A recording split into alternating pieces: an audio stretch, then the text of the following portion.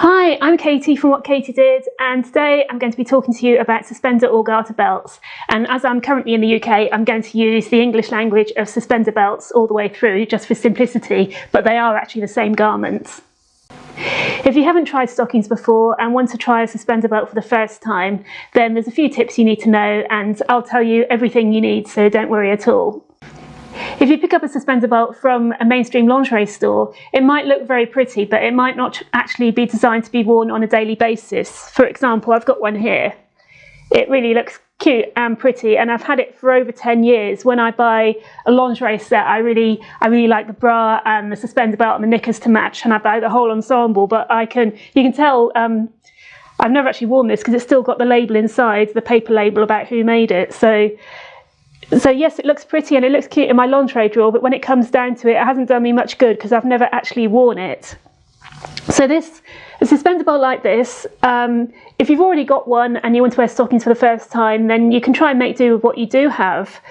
It's not really designed for all day wear. You can wear it, I call it a boudoir suspender belt, so you can wear it for the boudoir, you can wear it around the house. You could probably wear it out to dinner and back with no trouble at all, but if you're going to a vintage event and are going to be walking around all day, this is a kind of suspender belt which is going to slip and slide. It's going to pull down over your hips. The suspenders are very long and they're very narrow and not secure, so you're going to be adjusting your stockings all day.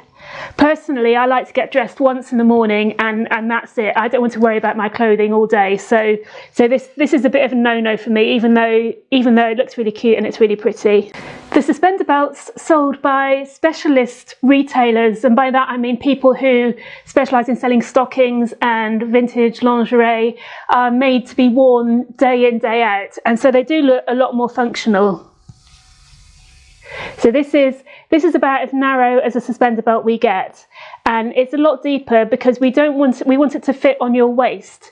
We don't want it slipping down. And this is another important thing I forgot to mention earlier, is that when you see suspender belts photographed by mainstream brands, you often see them sitting on the hip, and that's really wrong, because if it's on the hip, it's going to slide down. So you want it on your waist, and your hips will actually help it stay up. So you want a nice wide suspender belt.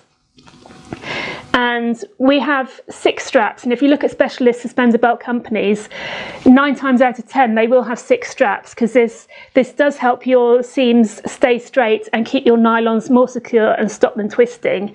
And when you look back to the 50s, most suspender belts in the 50s only had 4 straps, but that's at a time when most women actually wore girdles, and they were far wider even than this. So the longer the belt or the longer the girdle, the less movement you've got of the strap, so it's not going to move around so much and not twist so much, which is why today suspender belts have 6, because they are a little bit narrower than what they used to be. An important element of serious suspender belts are the clips, and you'll find that specialist retailers all have these nice wide metal clips, and they're easy to attach to your stockings. We've got one of our oldest customers is in her 90s, and she says she loves them because they're the only ones she can do up. And a second thing they all feature is an adjuster with teeth, and you can make the strap shorter and longer, and they clip into place and they have teeth, so that's not going to move at all. And if you go to a high street store or a fancy lingerie store, they have little sliders like this, and quite often the elastic will slide out by their own accord. So if you are going to make do with a fashion suspender belt, one thing I would do is I'd wear it around the house and have a walk around the garden even, and if the little slider does slide down of its own accord, I'd get it in the position you want it to be in, and I'd put a little stitch in there. I have done that with modern suspender belts myself, and it works a treat.